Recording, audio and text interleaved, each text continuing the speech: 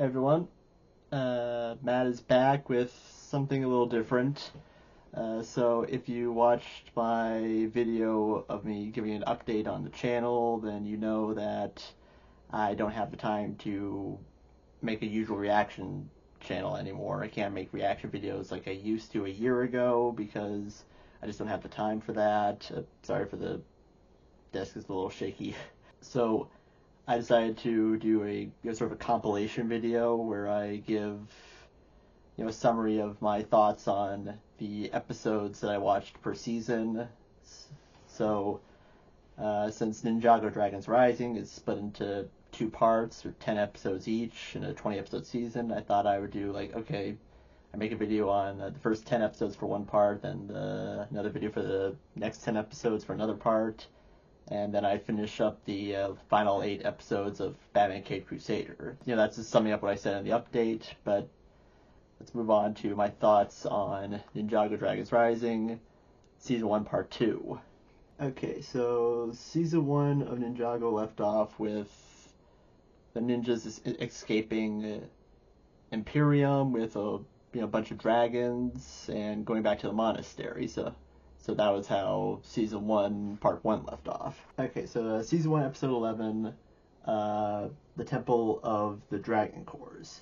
So it starts off with merge quakes are getting worse all across the Ninjago and the crossroads, and the ninja need to find a way to stop them. And at the same time, in Imperium, Empress Beatrix, is that right? Yes, Beatrix, she's lying to her people about the dragons being, about basically the city's losing power. Imperium's losing power because they got all their power from dragons, and now all the dragons are gone, so they have a limited amount of power left. So she's basically calming them down, saying there's nothing to worry about. And her problem is that if her people lose hope and realize that they're all in danger of losing all power, then they're gonna be harder to control. Which, yeah, she's right. There's a fine line between order and chaos, and that line is electricity or energy or whatever Imperium really uses to power things. So it's energy that transfers into electricity. It's dragon energy. The ninja, they go to this temple in this tree and they fight some spirits, but then the spirits recognize Lloyd is he's a descendant of the first Spinjitzu master, and that causes them to stop. Okay, so we get some lore that the first Spinjitzu master, he created all the realms, but he knew that one day they would crash together, so he had the Source Dragons make these 3 dragon cores, which are the MacGuffins. And so the dragon cores are the MacGuffins for the season, and they are hidden in different places. And also what I found weird is that Eren and Sora didn't know that Lloyd was descended from the first Spinjitzu master, which is kind of weird since the ninjas are celebrities in Ninjago, so it's really, this isn't public knowledge? I mean, they were trained by Master Wu. Master Wu is the son of the first Spinjitzu master. It's how do people not know this? Especially when Eren is a fan of the ninja. He's a lifelong fan of them. And I love that the spirit reveals the locations of where the 3 cores are, because they're on these paintings, near the top of the ceiling. And it's even the clues up there. Imagine if the first Spinjitzu master's descendant didn't come along. Somebody would have just said, okay, well, we destroyed the spirit, let's look around here. Oh, those must be where they are. And that's what kind of happens, because Rapton, he's been secretly following them. After the ninja leave, he sneaks in there and sees those paintings. So, yeah,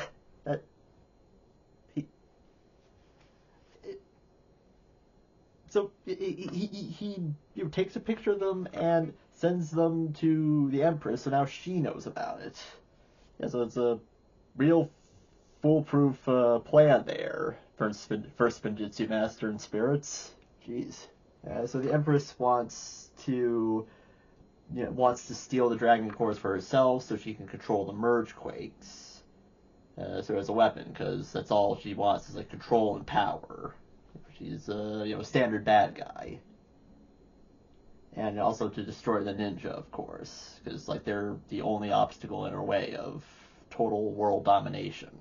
So I'll give Raptun this. While he appears incompetent, he's actually a decently competent spy. Also, like something I want to comment about the episode is that Lloyd, like he feels like it's his duty to take care of the monastery now that Master Wu is gone. Like he's doing everything. He's cleaning the walls. He's doing the dishes. He's making plans because he's the keeper of the monastery, which shows just how his character has developed since we like first saw him. He was like an annoying little kid with like a skeleton hoodie.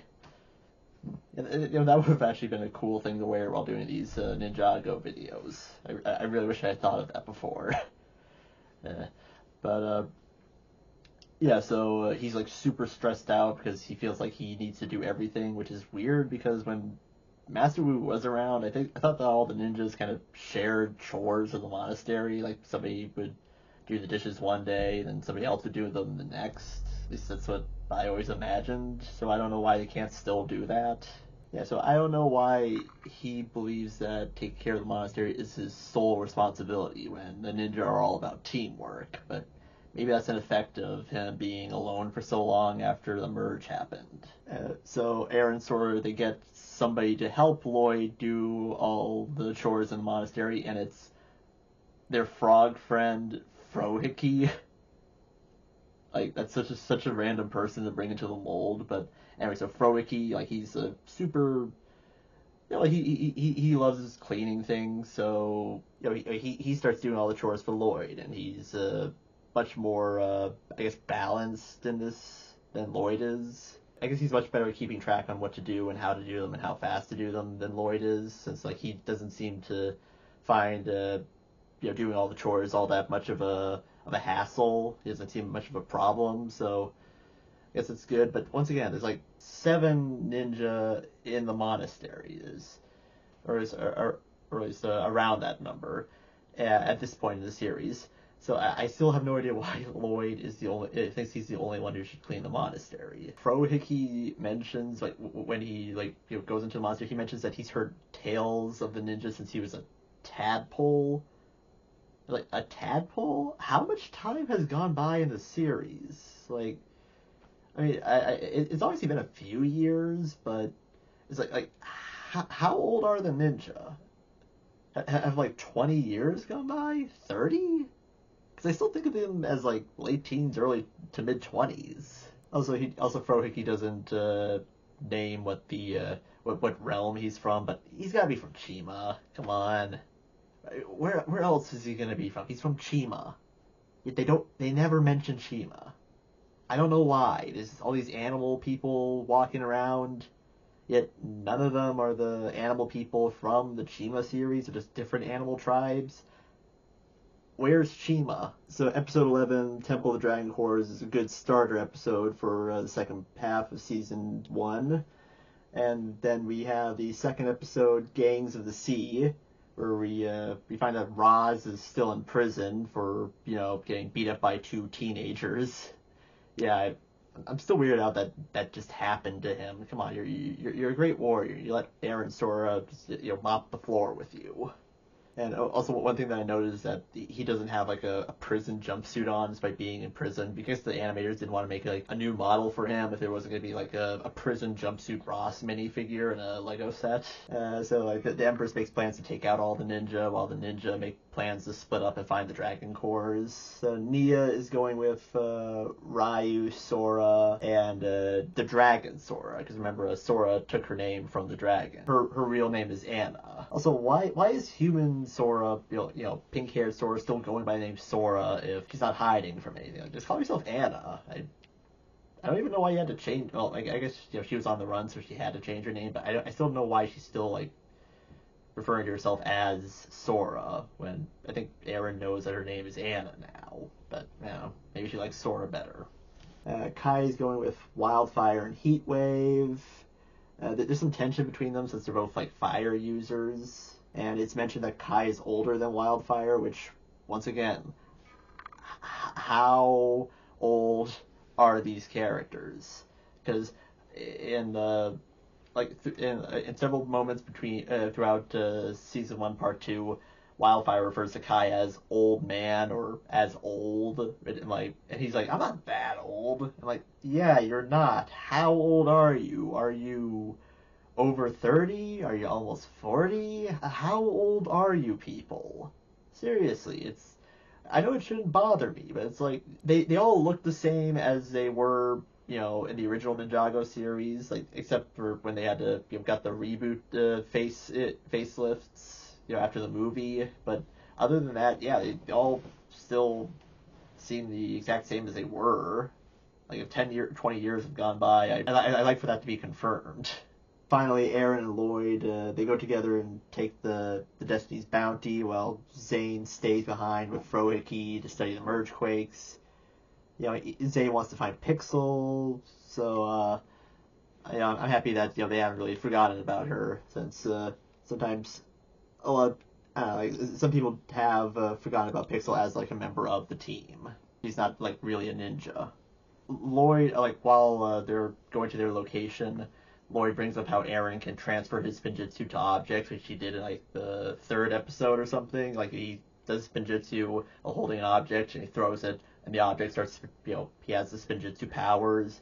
So it's like, hey, how do you do that? Like, I don't know, I haven't been able to control it. So that ends up becoming an ongoing story arc for Aaron, is like learning to control his powers, and all the like he lacks confidence in himself in doing it. Like he gains confidence in himself, then he loses confidence in himself, and I find that so relatable. As a creator, as a writer, when it's something like, I can do this, and like, no, I can't do this.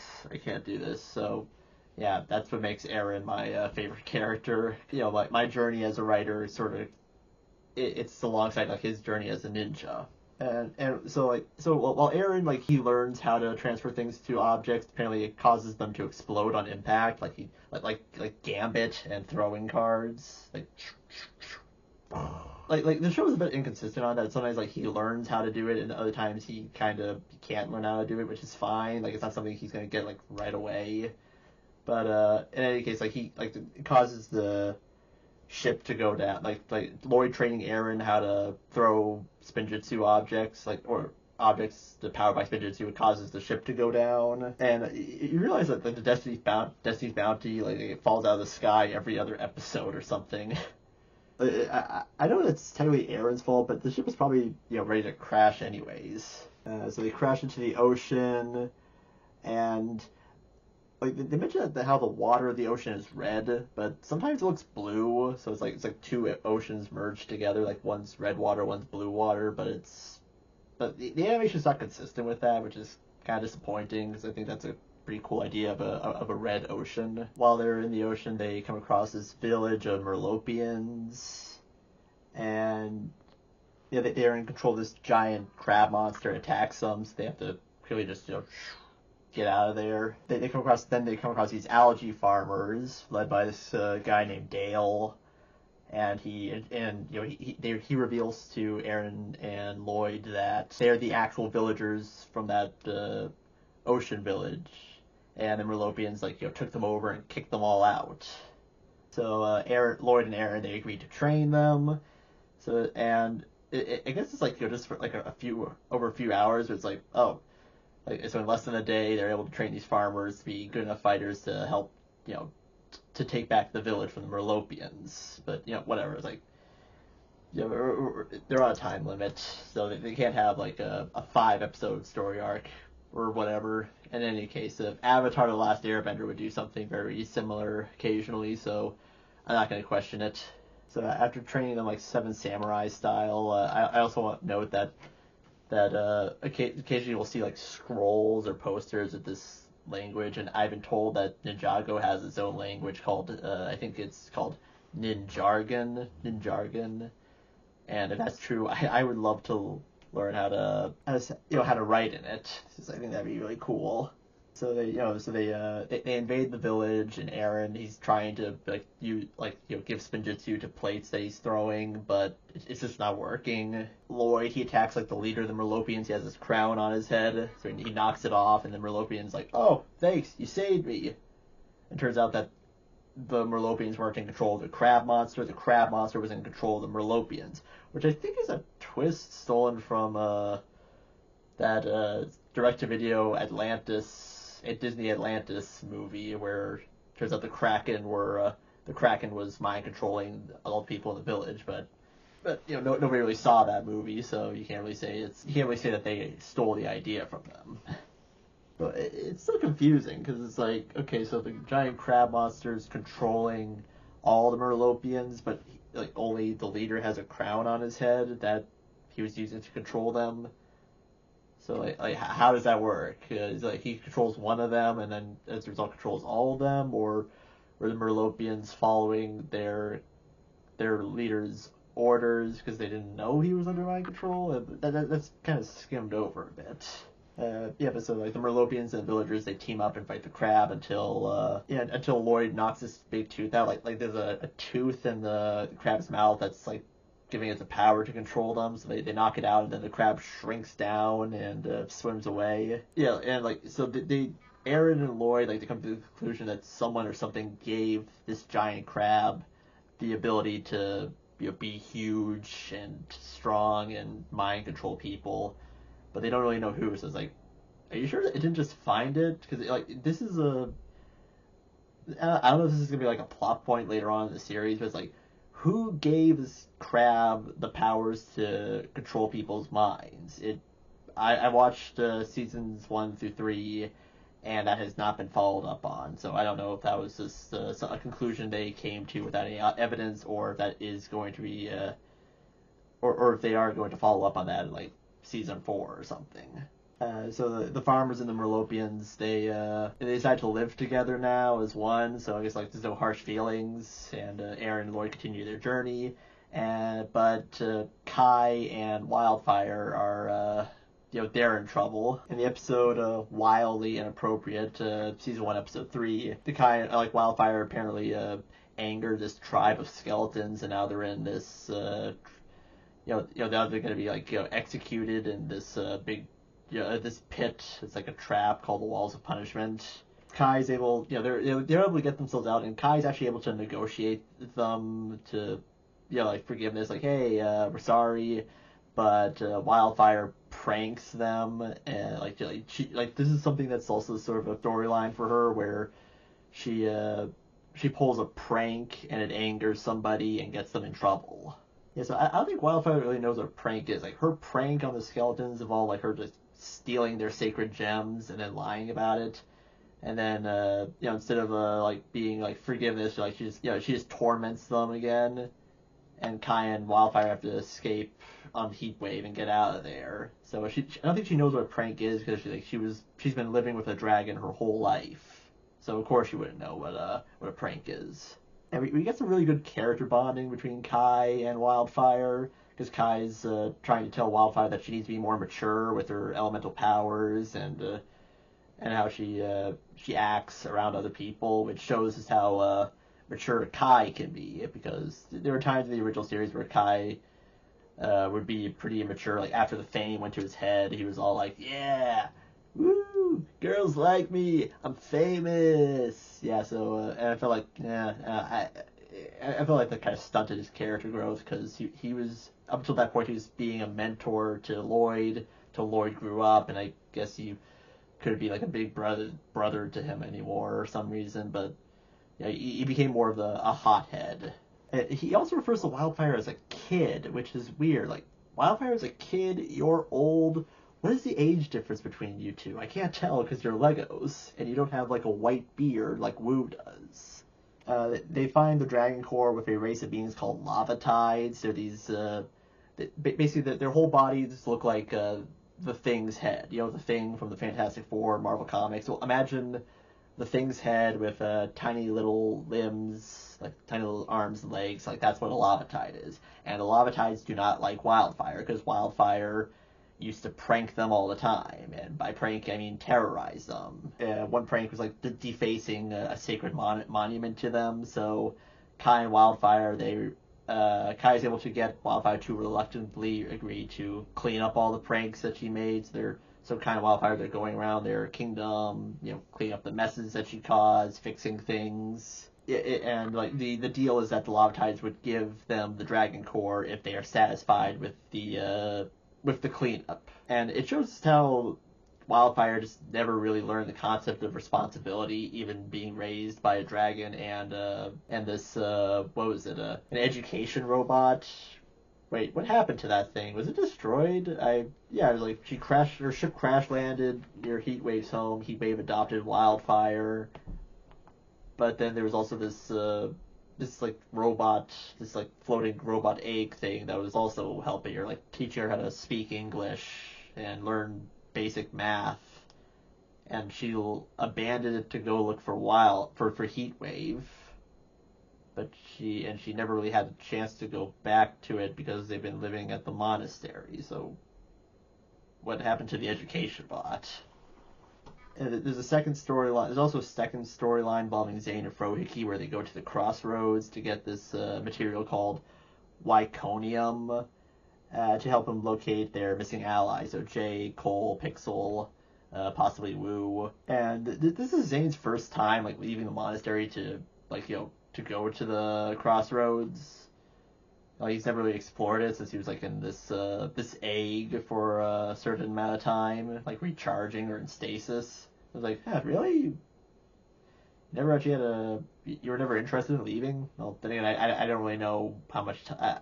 There's been very little time passing between episode 10 and episode now, so I guess he wouldn't have had any time to do this. So Zane has to wear a disguise. He has to wear this outfit and a mustache, or otherwise he would have been swarmed by fans, since people don't know the ninja are back yet, which is also kind of weird. I think that they would have like kind of announced that they were back, but I guess they don't want the drama of announcing themselves to the people, even though they've been saving people from Mergequake. So how do they not know that the ninja are back? They go to Creel for Wyconium, but they don't have any money, which is strange. Like, wait, you were looking for Wyconium, you didn't bring any money? Like, I always leave the house with a wallet, why don't you? And it also turns out that the day that they were doing this is Zane Day. Zane Day is like in honor of the Titanium Ninja. So what is Zane Day? Is that is that his birthday? The day he originally died? Like, is it just a random day they picked out? Like, is there a Kai Day, a J Day, a Cole Day, a Nia Day, a Lloyd Day? But in any case, like, so they get involved in the Zane Day, and Zane decides to go into a Zane imitator competition to win prize money so they can get the Wyconium. So Zane, he pretends to be a Zane imitator. One of the judges for the Zane alike competition, the Zane imitator competition, is Chancellor Gold from Master of the Mountain. I never thought I'd see him again. He just randomly pops here as a judge for the competition. And as for the competition, Zane is actually, funny enough, pretty terrible at imitating himself. He oozes out to Labo in a Silvio hairpiece, Silvio from The Sopranos, Topi Pot, a snail man wearing tinfoil making accurate computer noises. So Labo with a hairpiece and a snail man covered in tinfoil making computer noises. They were much better than Zane is at being Zane. So that was very amusing to watch. Oh, one thing to mention is that like the round 3 of the competition is that the contestants have to reprogram toasters into something else, and so like Zane should be able to do this easily, but then as soon as he connects to the toaster, a whole bunch of pop-ups appear, like, oh, it's a whole bunch of updates that he hasn't done yet, so he's like struggling to try and get them done in time, but he runs out of time and loses. And Labo makes a disco toaster, a toaster that makes music. And funny enough, that's like a recurring gag. This disco toaster pops up numerous times throughout the series, and I find that pretty funny. What are you gonna do with a disco toaster? And so Zane, he's in the dumps because he failed to get the prize money, and he failed to even convince people that he was Zane. But it turns out nothing is lost because the third place prize was funny enough, a gift card to Krill's Junkyard, which they used to get the Wyconium. So everything worked out in the end. And also, I want to say this is also a very good bonding episode for Zane and Frohike, because Frohike like he's cheering Zane up as he fails, and like they're at the monastery together, so they're bonding with each other. Yeah, they're getting to know each other, and they got a good they've got good chemistry with each other. Like there's the the frog man who's like always worried about things, and the titanium ninja who he doesn't always understand people. He's very robotic, but he's capable of having emotions. So you have this like so two different versions of awkward. You have this awkward guy who's like who's wants everything a certain way, and then you have this awkward guy who has his own ways of doing things that other people may not understand at first. And you're back with Wildfire and Kai. They successfully clean up the Lavatide's kingdom, and there's a brief moment where it looks like Wildfire will prank the Lavatides and reset everything. She has enough self-control to stop it, so like that's a good character moment for her.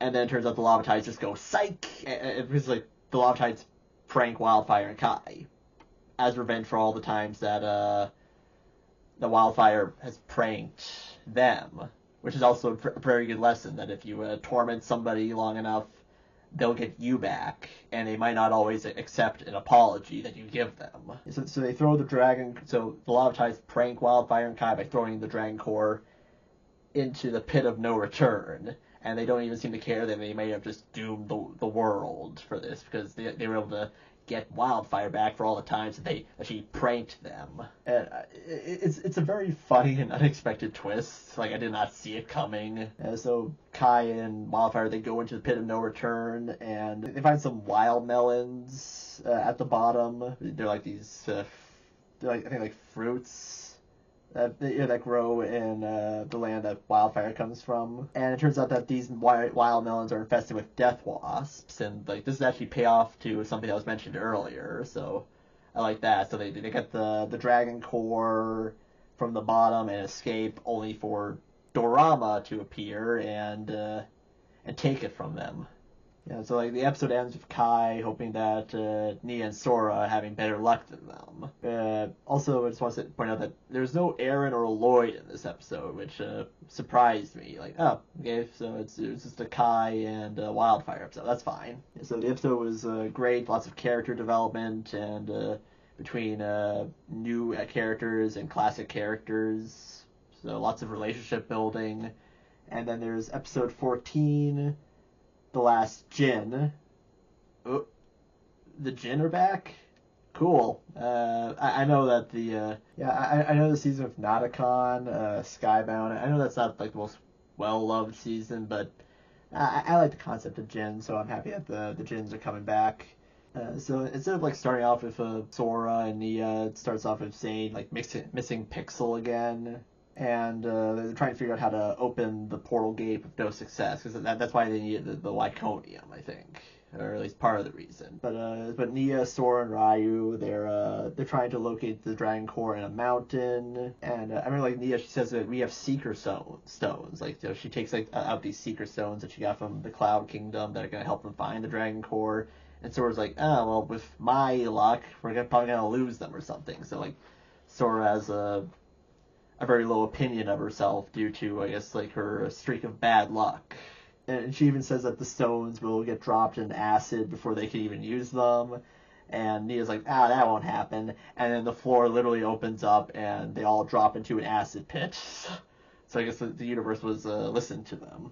Luckily they don't actually lose the stones, but they find a Clutch Powers book, which is a random reference.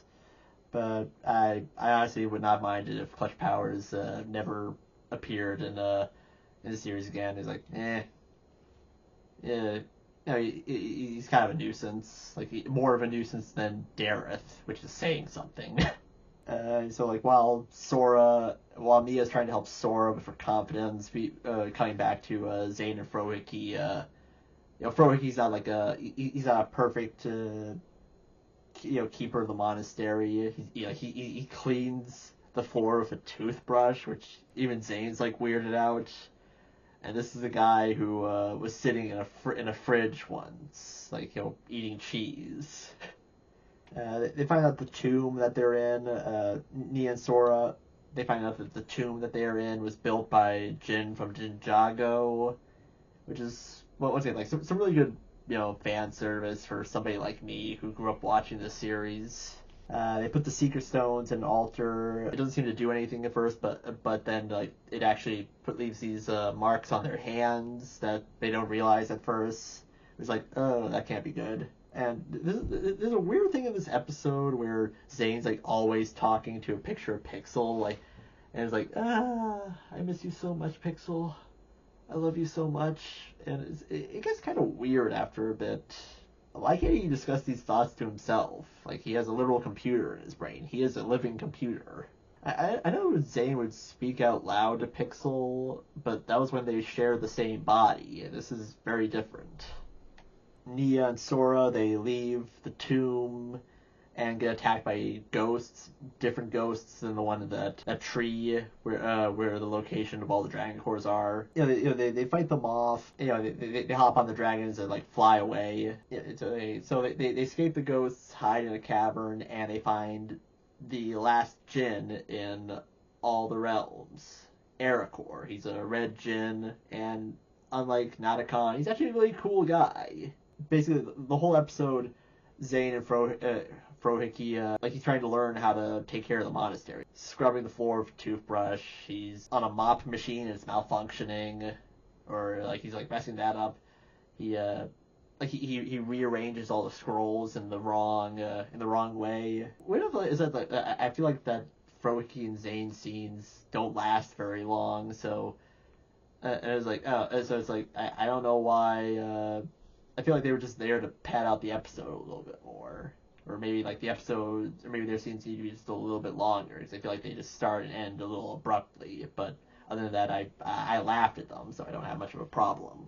And back with the ninjas with Aracor the Djinn, it turns out that Aracor knows Dragon Sora, and her name is really Xanth, and Xanth is from Ninjago, and the reason why Xanth wasn't destroyed is because Ninjagan dragons can travel through other realms. So I was like, oh, that's cool. So you have a character who's connected to one of the dragons that's with the ninja. So I thought that that's a cool way that they can bond with him. And the thing about Aracor is he has the last remaining grain of sand from his realm around his neck. He's been alone for so long because he was like on a quest when the Ninjago was destroyed. So he's this tiny piece of sand is all that's left of his realm. Like even after the merge happened. So Aracor figures out that Nia and Sora are cursed. They have these marks in their hands, so they're attracting the Howlers. So the Howlers are coming for them at the moment, and they have to figure out a way to defeat them before the Howlers come. Because only Djinn Wish Magic can defeat the Howlers, but with Ninjago's destruction, Aracor has no Wish Magic to defeat them with. So as Nia and Sora, they fight the Howlers. Sora's hope actually causes the sand to grow bigger. So wishes come from wish magic, and wishes are powered by hope. So that's sort of like what connects them. So Sora's hope is enough to like power the Djinn grain of sand up, and as a result, Aracor gets more power. And the ninjas are able to use the Howlers to wish the Howlers away. And like Aracor's like, I'm in your eternal thing. So he now realizes that he needs people's either his own hope that he can bring Ninjago back to bring Ninjago back, or the more wishes that he makes also makes it grow bigger. So it's sort of a cycle of a hope and wish that power the wish magic cycle, or whatever if you want to call it, that makes Ninjago grow back until it can actually be actual Ninjago again. Because right now it's just like a tiny rock by the end of the episode. And also, Aracor appearing does make me hope that Nadakon can come back as well, because I like to see him return. So the characters part way of Aracor thanking them for giving him hope back, that he can bring his realm back, and he uses this they wish that he can help them find the Dragon Core, because the Dragon Core was not in the tomb. so they still need to find it. Yeah, that might be something I didn't mention earlier, is that they were looking for the Dragon Core and they didn't find it and they got cursed. That's basically what happened.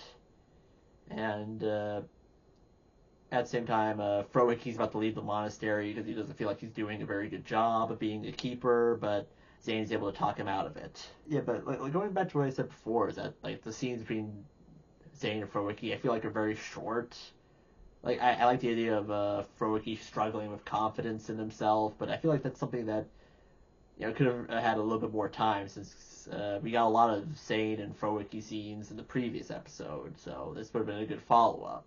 But I don't know, maybe if they had showed a bit more of him failing to be a keeper of the monastery in the previous episode, then this conflict wouldn't have felt so felt so abrupt in its progression and conclusion, where it's like, oh, I'm not a very good keeper. Like, oh, you'll get the hang of it. You know what? You're right. I'll get the hang of it. That's basically what that storyline was. Episode 15 is, they call it Doom. So that this continues Kai and Wildfire's storyline, where they're fighting Drama for the Dragon Core. The Lava Tides also want the Dragon Core back, but they're not helping the Ninja or Dorama. So it's sort of like a three-way ball game between who gets the Dragon Core. And like during this part of the story, Wildfire shoots a fireball at one of the Lava Tides, and the Lava Tide swallows it, and it causes the Lava Tide to grow huge. And I don't even think they knew they could do that. But anyway, so now they have to deal with a giant Lava Tide now. Aaron and Lloyd were not in the previous episode, but they come back as well, and this also continues Nia and Sora's storyline. So Nia and Sora, they now have this magical compass that can take them to the Dragon Core, so they follow that. Ericor, unfortunately, like I said, Ericor did not go with them, so he leaves, and we unfortunately do not see him for many, many episodes, which is unfortunate, because I really liked his character. Yeah, when Lloyd and Aaron, they reappear, Aaron's teaching Lloyd about baking pies, which is a good callback to what he was doing at the beginning of the season. And they land in the Mother Garden, which is this beautiful, weird area with purple and blue bubble-blowing flowers and ringing yellow bellflowers. So it's like the Garden of Eden almost, if you want to have a comparison. And they actually find the Dragon Core out in the open. It's like right there for anyone to take. But Lloyd thinks that there's probably a booby trap or something, and he's not far off, as it turns out all these rocks surrounding it are actually snail people called mucoids, I believe. So these mucoid warriors, these snail warriors, they just hand Lloyd the Dragon Core because he didn't take it. It's like this Willy Wonka logic, you had the choice to do something bad, but you didn't take it, so you deserve this thing that I guess we're just going to give it to you. Like I said, they didn't steal it. They might have stolen it, but they didn't, so they can just have it. Why were you guarding it again? Why were you guarding it if you're just going to give it away like that? And though part of the reason is because it turns out Rapton was trying to steal it earlier. He was stolen, he tried to steal it, he was captured, and now he's going to be executed. So Aaron and Lloyd, they agreed to save Rapton's life, because they're like, oh, we can't just leave him to die. And I love he keeps saying the word they're gonna destroy me, they're gonna end me. I'm like, does this show really? The show really can't use the word kill? And the reason why Lloyd agreed to save Rapton is because he has to teach Aaron that all life is sacred, even if the person is evil. You can't just leave somebody to die. So that's Lloyd being a mentor to Aaron. Mucoids, they don't want to just let Rapton go because he broke a lot of their laws. But they say that they will let Rapton go if Lloyd walks the impossible path. It's a path that nobody has ever survived. So he has to walk down that path and make it to the other side. And if he does that, Rapton he'll be let go. And so Lloyd, he walks the impossible path, expecting some sort of danger. He makes it to the other side, no problem. And and the leader of the Mucoid Warriors, Zant Tans. He's like, how'd you survive? And I'm like, I don't know. He's like, but the path is covered in salt. the path is covered in salt. And Lloyd's like, oh, well, salt is not dangerous to us. So I thought that was a very funny reveal that the impossible path is it's this path layered with salt, and that's why snails, mucoids, they can't walk it because they'll die. So yeah, so it was so that they easily win, and they let Rapton go, and then Rapton immediately stabs Aaron and Lloyd in the back. Yeah, he tries taking the Dragon Core, and when he runs away, he ends up running into the Men in Black. Or maybe I should say the TVA from the MCU. So these secret agent guys, they take the Dragon Core and disappear in this portal, and Aaron and Lloyd go after them. That's the end of that storyline, but back with Nia and Sora, they track the Dragon Core to something like a garbage dump, where trash randomly pops out of a geyser. They see two kids and chase them because they're trying to look for the Dragon Core. And while they're chasing the kids, they run into a rock monster, and the rock monster turns out to be Cole! Now that I think about it, I probably should have saved that for the end of this segment, but going back to Wildfire and Kai's storyline, let's see, where did I leave off with that? Heatwave comes in to save Kai and Wildfire, which makes me wonder, like, where he was this whole time. They're able to escape with the Dragon Core, but Heatwave is hurt. That's where that storyline leaves off. But I'm a little disappointed that Wildfire and Kai spent a good majority of the storyline just bickering with each other. Yeah, I kind of wish that they'd bonded a bit more. So episode 16 is The Land of Lost Things. That's the junkyard that Sora and Nia found themselves in. And which, honestly, the title Land of Lost Things just reminds me of this old TV show called The Land of the Lost, which I would sometimes watch. Does anyone else remember that show?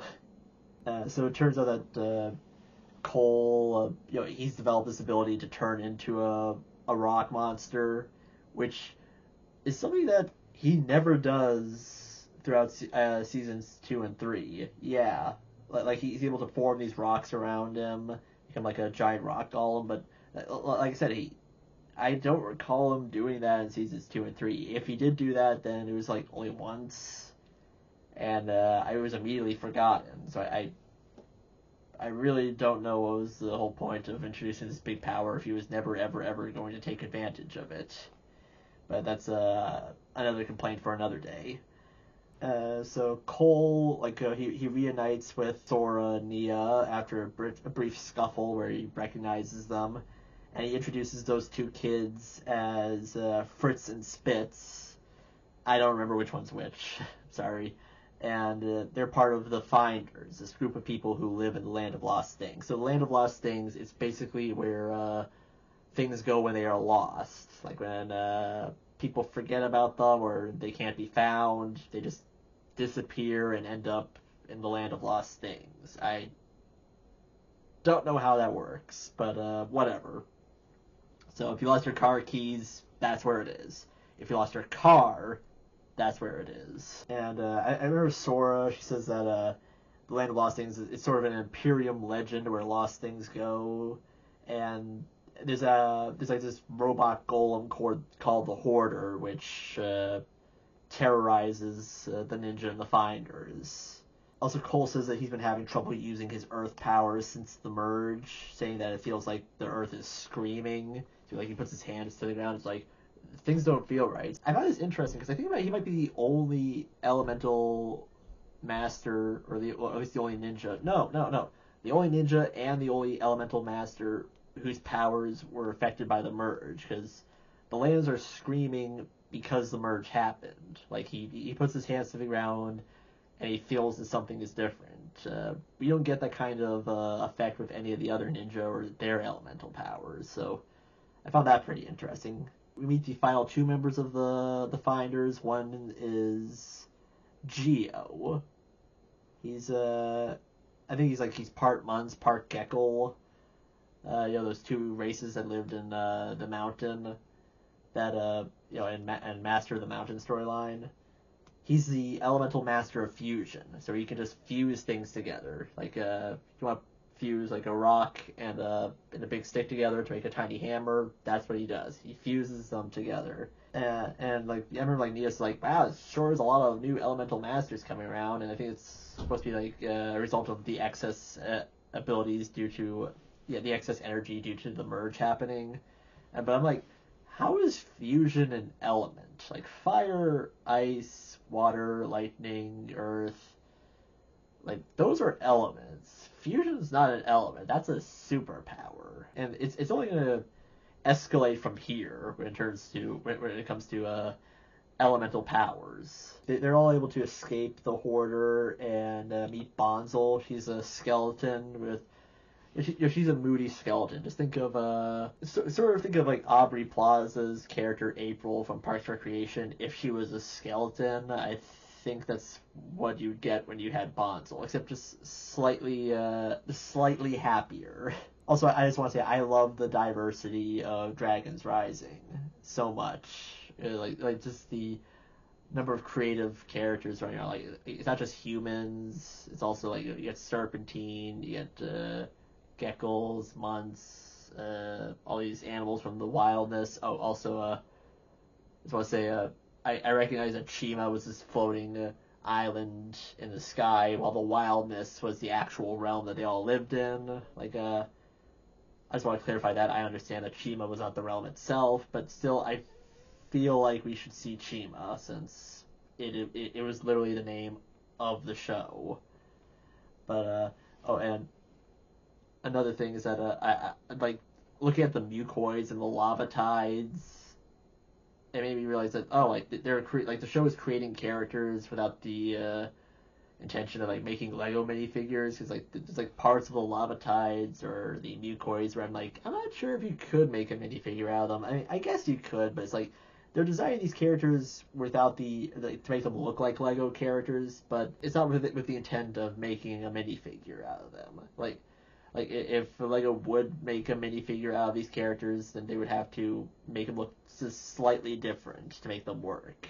At least that's what my opinion is of like some of the character designs in this show. So it's not always a Lego show. Sometimes it's just an animated series starring Lego characters, and that's what I really like. And the reason why there are people in the Land of Lost Things is because they're all runaways. You know, they've been largely forgotten by their families, or maybe like they had families who died, so they had nobody who took care of them, and so that's why they were forgotten, and they end up in the Land of Lost Things. So they're a shared community. I guess while I'm at it, I might as well mention Geo is Cole's boyfriend, which kind of threw me for a loop because I never realized he was. So the show confirms that Cole is, I guess, bisexual. Because like, he's shown attraction to women in the past, so I don't think he's gay, unless like the show confirmed like, oh, Cole is gay. But I don't know, if you had like lined up all the main characters, like all the ninja, and said like, hey, which one of these characters do you think is gay? I would not have picked Cole. I think like if I had the choice, I would have thought that maybe Lloyd, since he only had one love interest who turned out to be evil. So I think he would be my most likely candidate to reveal to be LGBT, but whatever. Gio's he's a fine love interest for Cole. He's cool. He helps out every now and then, so I've got no problem with him or his relationship with Cole. The characters, they head to the Rookery, where they all live, and the place is protected by a machine. It sends out this like force field almost that drives the Hoarder away. And interesting thing is that none of the characters can actually leave the Land of Lost Things because they were all forgotten. But since Cole wasn't forgotten, he just ended up there because of the merge. He can leave any time, but he doesn't want to because he's defending the Hoarder. No, he's defending the Finders from the Hoarder. And so, like, while they're there, Sora and Geo actually have a pretty good bonding moment where they relate being outcasts from their respective societies and similar childhoods. And, like, yeah, I really like that. One thing that Ninjago Dragons Rising is really good at is character development and building relationships between said characters. But there's, like, one confusing thing is that Cole says that he can't turn to that rock golem form without Gio's help. Yeah, it's like he's using the fusion powers on him. It's actually really cool seeing elemental masters like using their powers together for something. But this is something that once again it's never really followed up on for the rest of the series. Like, so you don't get Kai and Kai and Wildfire using their fire abilities together to make like this giant fire beam. But spoilers, later in the episodes reveal that that turns out like the ability for Cole to turn into a rock monster was inside him all along, and Gio just kind of lied about it because he was afraid that Cole would leave him if Cole knew that he didn't really need Gio to turn into his rock golem form, which is kind of weird logic that maybe scratch my head. I'm like, wait, but don't you love each other? I don't know. Like I said, Gio's been stuck in the land of lost things, so maybe he doesn't have the best relationship experience. But in any case, so Cole can actually form into a rock golem by himself. Gio just made it easier for him, is what I gathered. Even though Cole very rarely, if ever, turns into this rock golem form again. So, are we sure that was inside him all along? I'm not so sure about that. The characters learn that the machine that powers the rookery, however, like they don't know who built it, but it's been there for as long as they can remember. It's actually powered by the Dragon Core, so Sora has to find a way to power the machine that protects the rookery without the Dragon Core, so the Hoarder doesn't come along and destroy everything. But then Dr. LaRoe appears. She's in the area, and she has her drones steal the Dragon Core from the Finders. And I do like that Sora like has this jab at Dr. LaRoe where she's like, oh, like all the drones can like combine together into and Sora's like, oh, whose idea did you steal this from? Which is and she's like, that's something that Dr. LaRoe does, is that she takes on proteges, like young, talented minds who invent stuff for her, and then she takes the credit for it, which is something that lots of billionaires or lots of tech geniuses do in real life, is that they take credit for stuff that they were only kind of involved in, but did not actually create themselves. Anyway, so like the ninja are able to defeat the Hoarder, and because Sora realizes that the Hoarder is only interested in Imperium tech, because that's what its body is made out of. And she comes to the conclusion that it's the Sweeper. Is that it? Yeah, like this adorable little sludge creature. And I have no idea why Sora even thought that it was the Sweeper. But apparently it's a failed experiment that was designed to clean Imperium sewers. And I guess it gives it the ability to basically become a transformer, to possess technology and combine them together. I don't know. It was weird. It was a weird way to sort of, I guess, get around how powerful the Hoarder was. It's like, so that those are two like revelations that I feel like were kind of abrupt. Like Gio's relationship with Cole being strained by Gio and thinking that Cole would leave him. Since we just learned about their relationship, there's not much drama there. So I felt that was kind of forced, and the revelation that the Hoarder was the Sweeper the whole time was kind of weird because we never even met the Sweeper before, and it's like its explanation for what it is feels really rushed. But in any case, Dr. LaRoe steals the Dragon Core and leaves.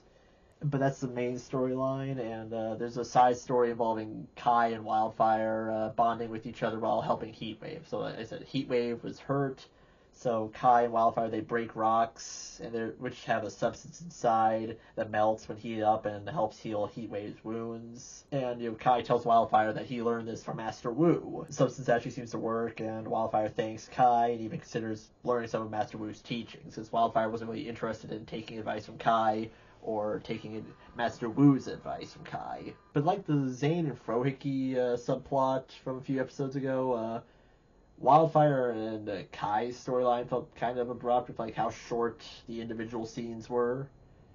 So I felt like, so I was like, oh, I really wish that this was longer, but yeah, whatever. It was, like I said, they're finally able to stop bickering and actually work together.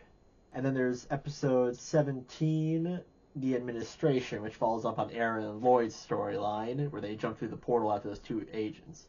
And so the Administration it's very much like the TVA from the MCU's Loki, where so I don't know like what's the timetable between Ninjago and Loki coming out, because I think Loki definitely came out first, but it's like but it's like when did they come up with this? It's very similar. It's like this weird office agency. Like there's a whole like people are just in this endless line. Like people have been born and died in this being in this line for generations. Like people have like somebody says like, oh, my grandfather was in this line before me, and now I'm gonna be in it. So and it's like, what is this line for? Like you literally cannot do anything in the Administration without filling out paperwork. It's paperwork for literally everything, and it's just so odd for Ninjago, like as a concept. I actually kind of really like it.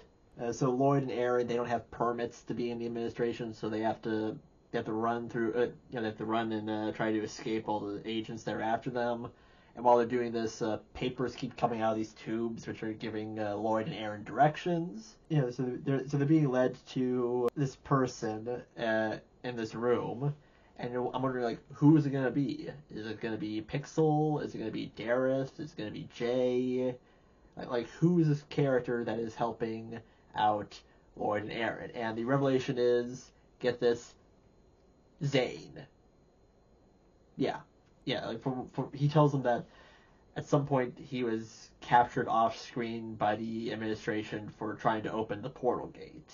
And like it's a pretty disappointing revelation, to be honest. It's like, oh, so it's somebody we already knew, and he was captured because of something that happened off screen. Like, it was just weird.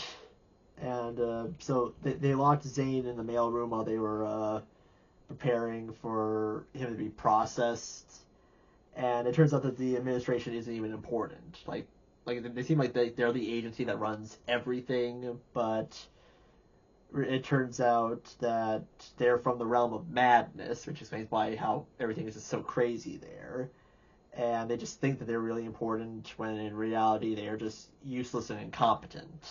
And it turns out that the Dragon Core that they had is going to be destroyed because it's a dangerous weapon, or it's got all this energy. They're like, whoa, this thing's in violation. Like this thing can be used to affect reality. And it's like, wait, so why exactly did you go for it? It's like I said, there's two other of these Dragon Cores. The Administration doesn't go after them, and they also don't collect like all these other artifacts scattered around the merged lands. So it's like, why were you interested in this Dragon Core in this instance?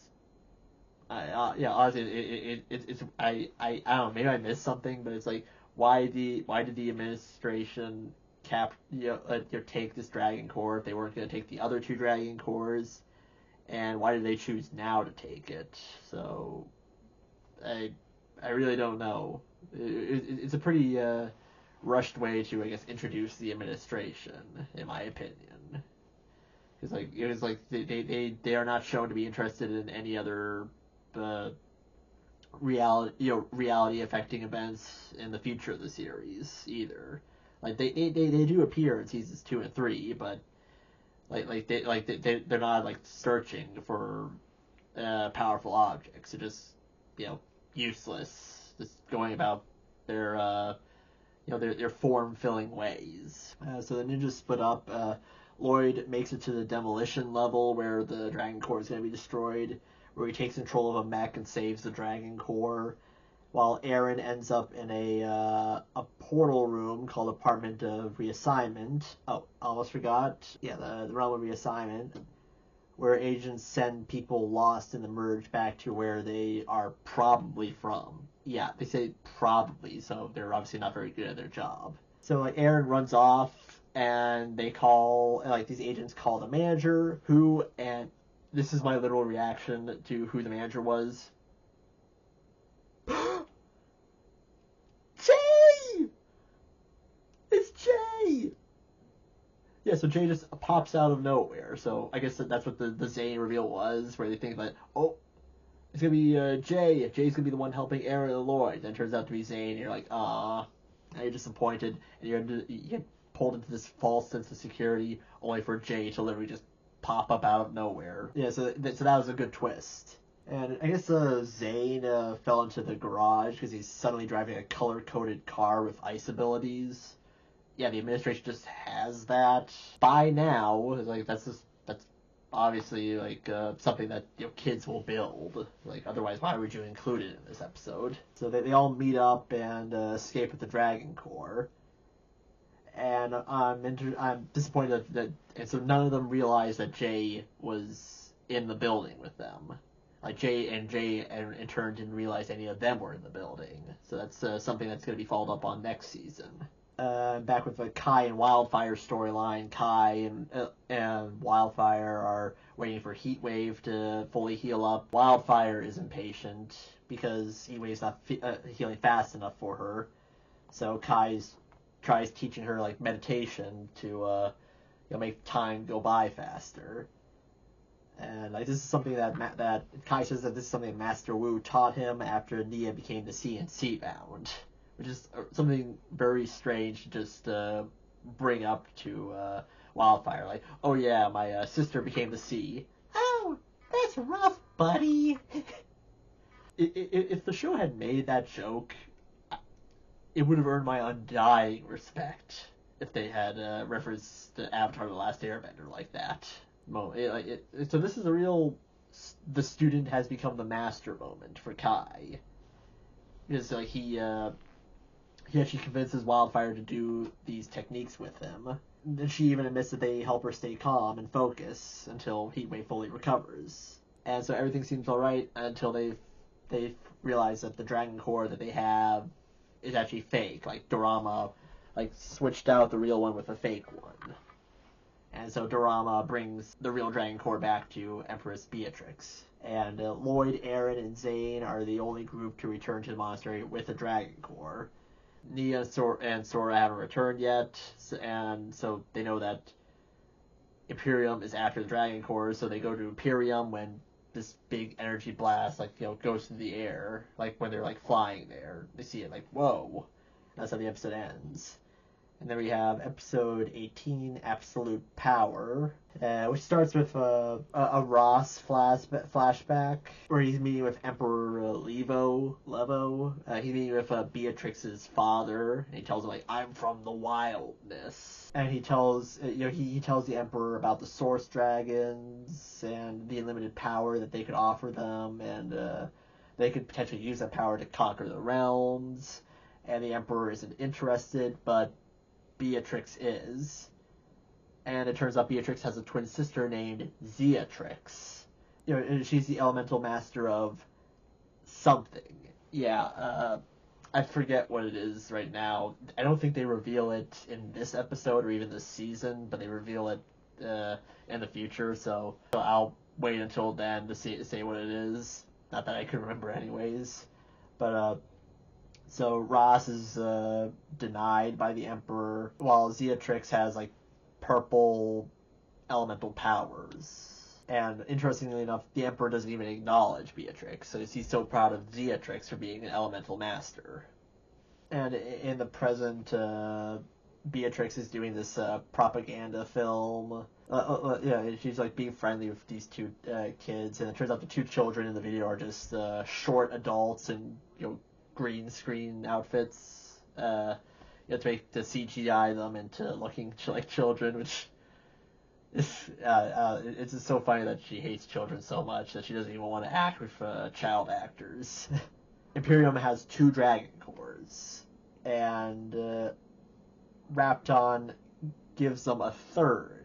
Rapton comes in with so Laro and Dorama give them the Dragon Cores, and then Rapton gives them the 3rd Dragon Core, which is weird because he shouldn't have the Dragon Core. Aaron and Lloyd and Zane had it. So what is this Dragon Core that he's given Beatrix? They're going to use the Dragon Cores for a laser beam cannon. Just pretty uninspired. Oh, you're not going to use it for a a giant airship or like a bomb or something. Some giant machines. It's gonna be a cannon. It's kind of uninspired as villain plans go. So they try to activate the cannon and it explodes, but nobody's killed, and that's what causes like the energy wave through the sky. Even the Empress isn't even killed by the explosion. She was like literally right in the middle of it. So, and that's also a funny joke I added in some notes, is that literally everybody in Ninjago seems to be invulnerable. Like they can like fall great heights, land on the ground pretty roughly, and still survive. They'd be like thrown back into a wall. They'd be punched. It's like for some reason people in Ninjago can take all this amount of damage without getting a scratch, unless the plot needs them to be hurt. In which case they're like, "Oh, I hurt my leg." I'm like, why did whatever hurt your leg hurt your leg now when you have shaken off like much worse with no problem? But the Empress, like, she blames Dr. LaRoe for it, but LaRoe's like, oh, well, one of the energy readings from the Dragon Course was off. It wasn't the same as the other two. And Rapton has mysteriously disappeared. So, like, Beatrix goes to see Lord Roz. What is he Lord of, by the way? And she has another flashback where she goes to secretly meet with Roz, like after his council with the Emperor, and she tells him that she's interested in his offer and jealous of her twin sister inheriting their father's elemental power and the throne. Roz agrees to help Beatrix get the throne if she agrees to help him. And I love that Roz says that Beatrix's true potential is being wasted because her father favors her twin sister, and that's actually a very funny callback. That's a very funny parallel to how Ninjago is all about characters mastering their true potential, like their powers and everything. Like that's been a pillar of the franchise since the very beginning. So yeah, these villains go like, oh, well, you haven't reached your true potential yet. And I was like, I really liked that. Beatrix and Roz orchestrate the Emperor's death. Like I said, the people will only get hurt when the plot needs them to get hurt, or they'll only die when the plot needs them to die. So, yeah, they orchestrate his death and make it look like an accident. And Beatrix takes over the throne, imprisons her sister, and takes over Imperium very quickly. So it's like this is a very quick power grab. And in the present, Lord Ross tries to convince Empress to release him, but it doesn't work because I guess like she has no real reason to. So Nia, Cole, and Sora, they try coming up with a plan to break into Imperium. While this is all going on, Sora uses her powers to build a suit for Jiro, who's this lightning dragon. So Jiro the lightning dragon will have the suit that will allow him to use his powers to break through the energy barrier. And Cole tells Nia that he has to leave because he heard Master Wu's voice telling him to follow him, and Nia understands. So yeah, that's also kind of weird. Like, oh, I was visited by Master Wu's Force Ghost, so I have to leave. And he's like, oh, sure, no problem. Like, what? Really? That's it? Okay, I'm not gonna question that, I guess. Yeah, so like that's bye bye for Cole for a little bit.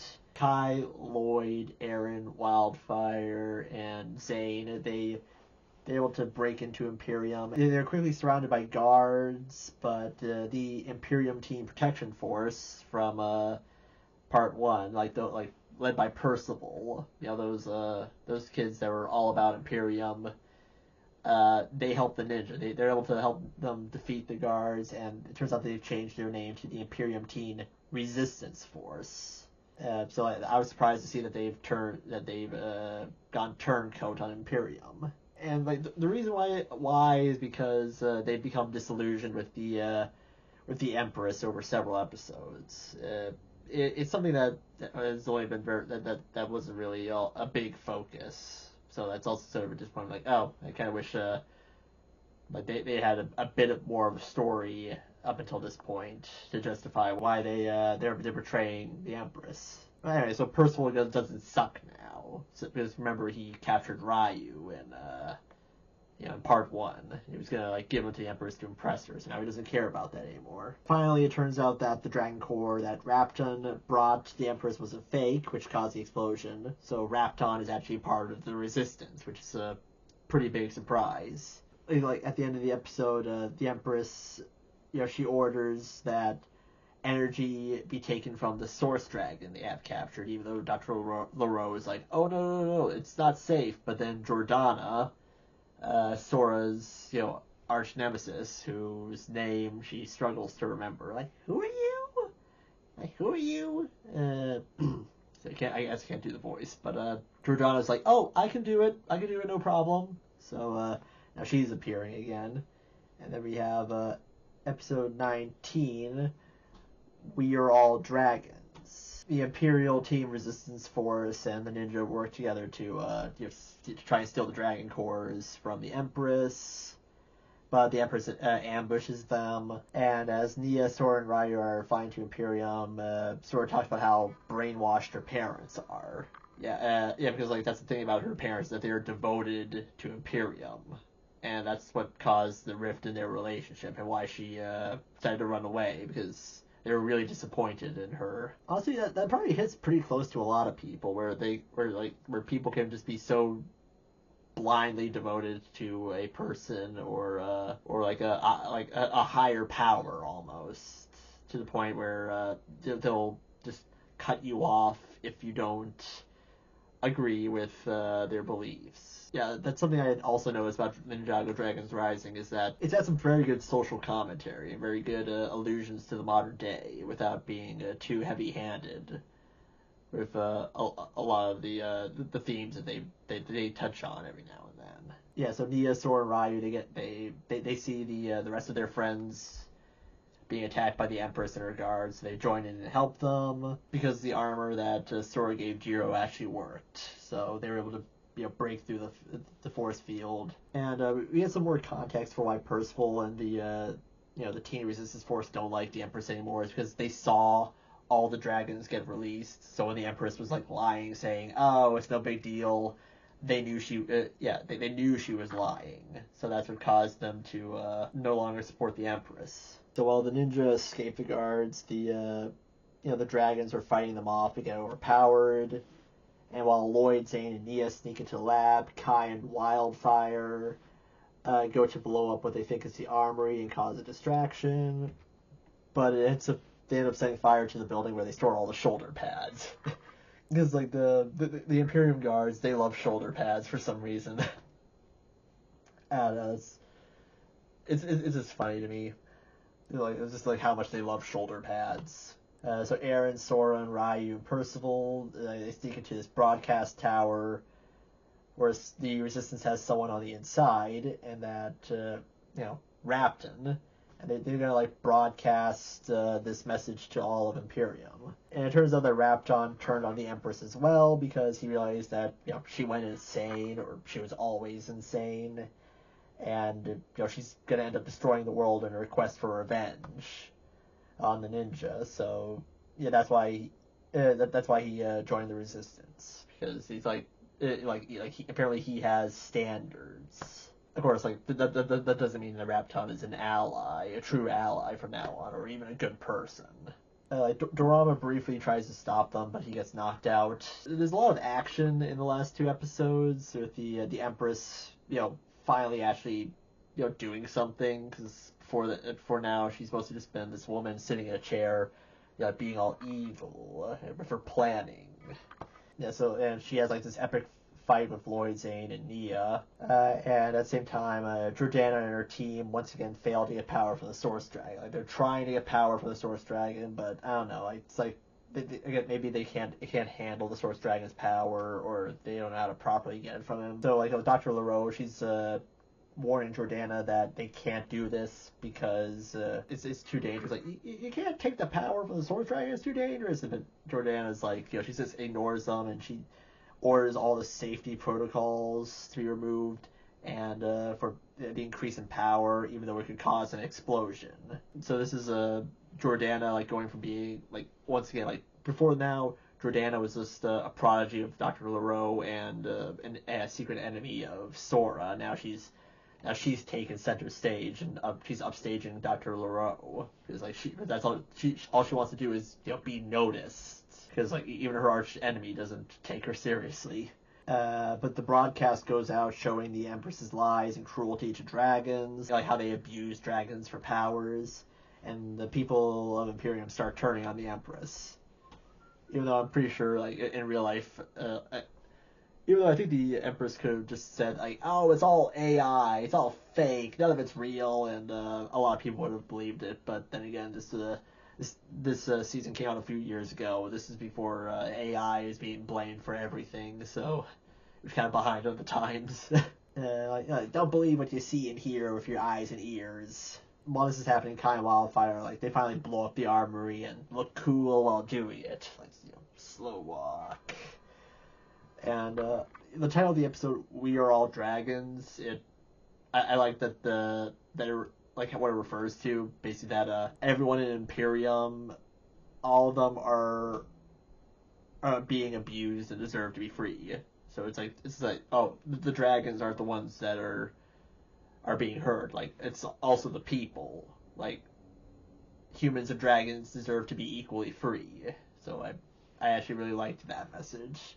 And the episode ends with just as Lloyd, Zane, and Nia are about to sneak into the lab, the Empress like reappears again. Like, she does that a lot. She literally just comes out of nowhere like 3 or 4 different times, and she has all 3 of the dragon cores in her gun. Yeah, she got the dragon core from I guess the ninja at some point, like the 3rd dragon core. I forget when. It might have been like during one of the fights. Yeah, so she puts all 3 of them in a gun, and she fires the gun into the air and opens another rift. And like that's how the episode ends. And the season finale is called "The Power Within," episode 20. So the Empress starts opening more and more rifts, causing people to be sucked into who knows where. And like by the end of the episode, I'm not sure like how many of these people really come back. I mean, they might all come back. Once again, like, I'm going off of memory and my notes here, but let's just say a couple people do not come back, and I'm wondering why they don't come back. All the rifts are causing a lot of damage, and Wildfire gets sucked into a rift as more open up. And it's a little inconsistent, like how powerful the rifts are. A rift can open up right next to a character, and they'll be able to power through it. But at another time, a rift will open up next to another character, and they'll be just merely sucked in. So it's like what is the distance versus suction power of a rift? So yeah, it's just a minor criticism. Yeah, like the ninja can literally just like run past the rift, no problem. Aaron loses his grappling gun, which is a devastating loss for the team. Percival also gets sucked in while helping someone, and Sora needs Ryu to power her up so she can take apart the Empress's mech suit and the Dragon Core gun. But then Ryu gets pulled through a rift as well, and in an act of desperation, Aaron is able to transfer his Spinjitzu to a rock and throw it at the Empress, so the rock, powered, the Spinjitzu powered rock hits the Empress, and puts a hole through her suit. And in the chaos, Ross breaks out of prison, but then Kai gets sucked into a rift, then Rapton, and suddenly like a third of their forces are just gone. Lloyd calls in his own mech suit, and he and Aaron fight the Empress in it. Sora gets a quick revelation. Sora gets a quick reunion with her parents, who still believe, they still refuse to believe that the Empress is evil, even when the evidence was literally right in front of their eyes. Once again, very relatable for the current times. Something I noticed that when Sora calls out her parents for how they abandoned her, there's a lot of gay, trans subtext in her words, like you didn't accept me for how I was, so you just abandoned me because you didn't want to face like what you thought was shame. Okay, I don't think Sora is gay or trans, but like I said, I can see people relating to her, like disappointing her family, running away because she felt like she was unwanted anymore, and finding her own found family who accepts her for who she is. It makes her feel better about herself. So I really like that. And as the Empress is about to kill Lloyd and Aaron, Sora, she's able to use her elemental powers without Ryu, so that completes her character arc for the season. Because until now, she's needed Ryu to power up. But just like with Cole only being able to use the rock, just like with Cole thinking that he needed Geo to become a rock golem, that was just all psychosomatic, or if I'm using that word correctly. Sora, the power was within her all along. She just needed the right moment to realize it. So Aaron and Sora have. Originally I put it that Aaron and Sora completed both their character arcs before the finale was over, but no. Season 2 reveals that Aaron still needs to learn how to transfer spinjitzu to objects. It's not perfect yet. Sora takes apart the Empress's Mergequake gun, causing one of the Dragon Cores to blink out. And I was wondering, what caused that? And I honestly have no idea. So this allows Aaron to spinjitzu kick Beatrix through a rift. So the day is saved. Except there's only 15 minutes left. Yeah, that was just the first third of the episode. The rifts are still going crazy. People are getting sucked in. And then the rifts cause a Mergequake storm. Yes, that's the thing. And it starts ripping through the crossroads. And it starts spreading. And to protect the Destiny's bounty, Xanth the dragon grows huge and connects with it. Now that is a Lego set. I didn't look it up, but I really hope that there's an actual Lego set of that, of Xanth with the Destiny's bounty. And if there isn't, there really should be. So the ninjas start doing what they do best, saving people around the crossroads. And this is the moment. This is the big Superman catching the car moment, or the Fantastic Four revealing themselves to New York City moment, for the first time. This is the moment the ninja truly come back, where everyone realizes they're back. Their heroes have returned. So, and all the chaos over the ninjas' public return, a rift bubble the administration mentioned in earlier episode opens up showing Aaron's parents. Yeah, in the administration episode they mentioned that some people get trapped in rift bubbles, whatever those are. So, or something like that. And Aaron, he sees one open up, and he sees his parents inside, and then it closes. It's that's our first view of his parents since the merge happened.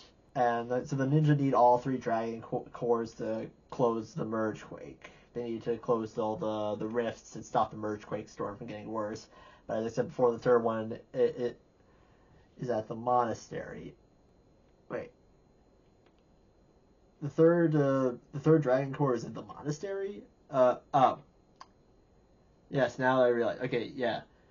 So this is a bit of a mistake I had earlier. So I thought that they stole the third Dragon Core. No. They built a third one and filled it with the Source Dragon energy. That is what happened. Okay, so there were 4 Dragon Cores, and the third one blinked out because the I don't know, there's the rifts or something. So it was just a fake Dragon Core that they powered up with real Source Dragon energy. Okay, I forgot. That's my bad.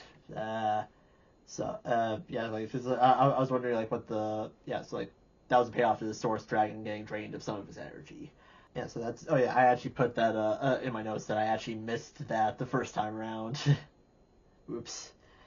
So they go to the monastery to get the third real Dragon Core. Or, that's what they plan to go, but then Frohickey comes in Zane's new ice car with the Dragon Core, proving he is just as much a part of the team as the rest of them. So Frohickey ends up saving the day.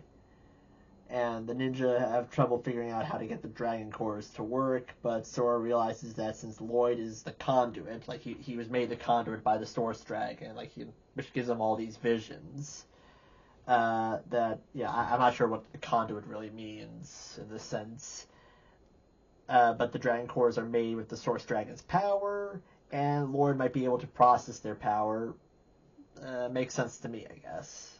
he can't focus while the chaos around him, but Eren presents him with the age-old advice of ninja never quit, and that seems to work. You know, it's good seeing all the ninja working together and using what they learned to help save the day. It's very good storytelling, in my opinion. Lloyd is able to get the Dragon Course to close the Merge Quake, and everyone who disappeared in the rifts is still gone. Oops. Guess it didn't work. Oh, wait, never mind. They all come back. Like that's literally like my reaction as I watched the episode. Is that everyone's still gone. Then they're all popping out again, and so the people all celebrate. The ninja officially coming back. Lloyd uses the Dragon Cores to free the Source Dragon without destabilizing reality, because that was another thing. It's like, oh no, you can't free me from Imperium, otherwise that could cause a lot of problems. So he's able to use the Dragon Cores to stop that. And there's also some sort of revelation that Source Dragons are where elemental powers originally come from, and that makes sense when you consider Ryu, since Ryu gave Sora her technology abilities. But it's like, oh, okay, so but how does that work? Like, did the Source Dragons give the elemental powers to like all the ninjas, all their ancestors? Is that where it's from? Because we know that the powers are descended, they're descended through children. Like, Kai and Nia's parents, they still have their elemental powers, so it makes sense that Kai and Nia's children would also have their powers. A prequel series would be really cool, seeing like the original elemental masters. So the ninja return to the monastery while Sora can use her powers now. Eren is still struggling to use his, because he's not really an elemental master. He knows Spinjitzu. He's, funny enough, the only ninja who doesn't have an elemental power, because like that's something that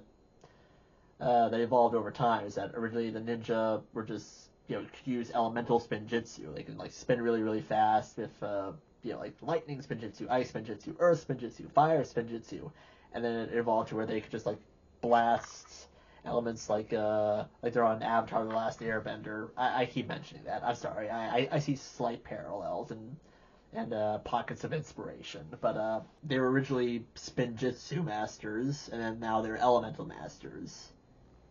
But Eren is the only ninja who is a master of Spinjitzu. Like, the rest are masters of Spinjitzu and elemental masters.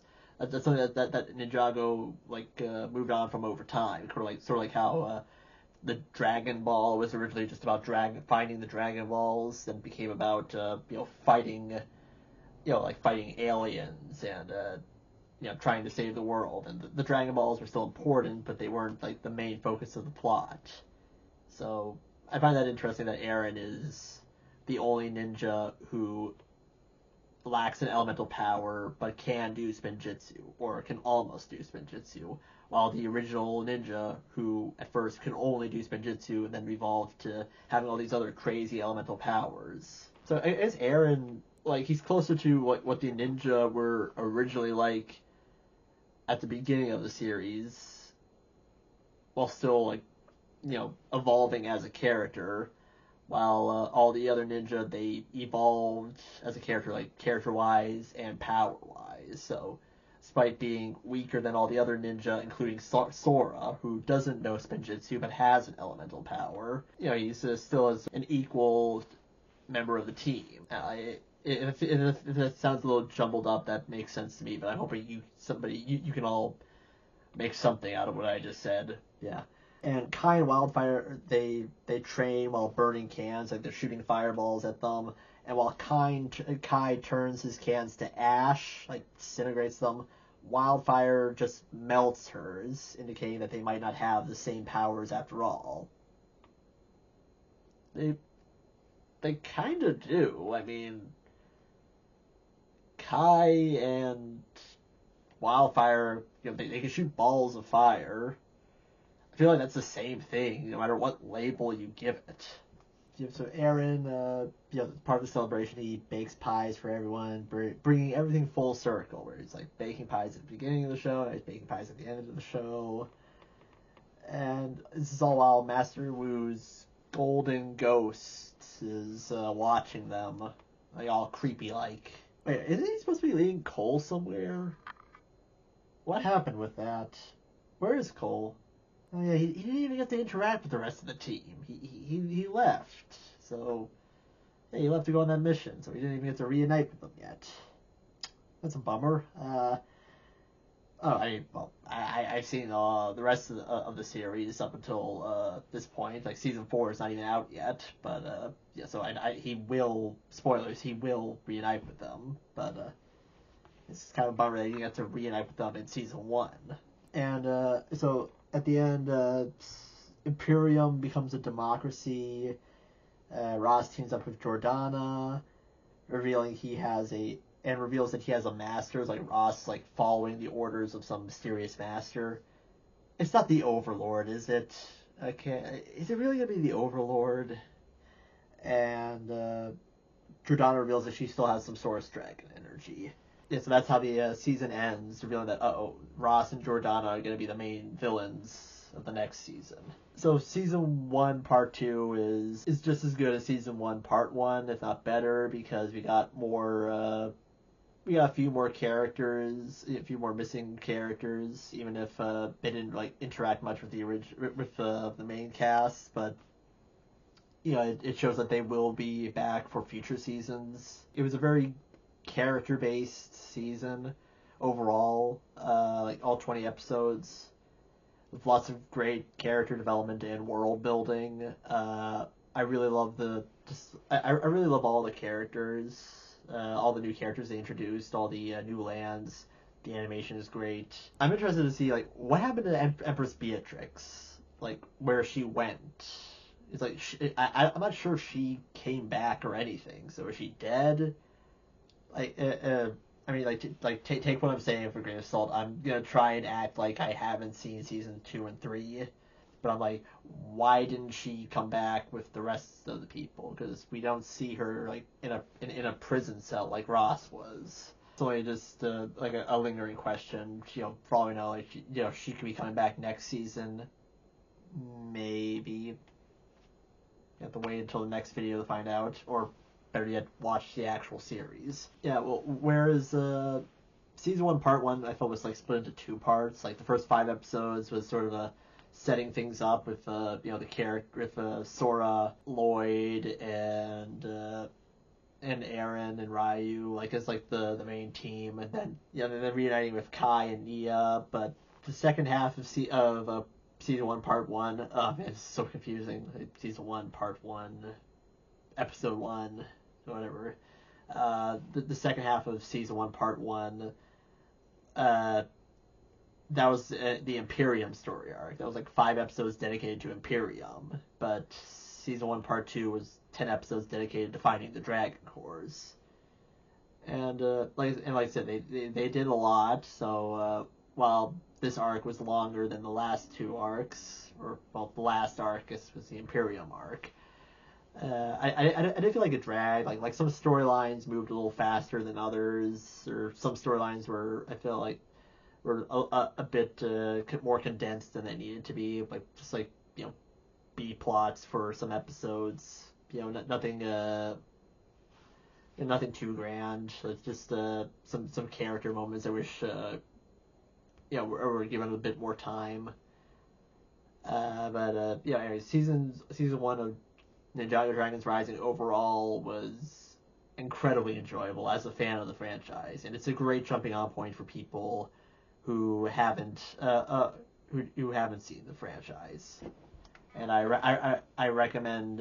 I think you can watch Ninjago Dragons Rising without watching the original series. I do recommend watching the original series. That's good. Yeah, because it's just really really good. Like as a lifelong fan. Yeah, those are my thoughts on Ninjago Dragons Rising season 1, part 2. And I'll see you all in the next video. So, Matt out.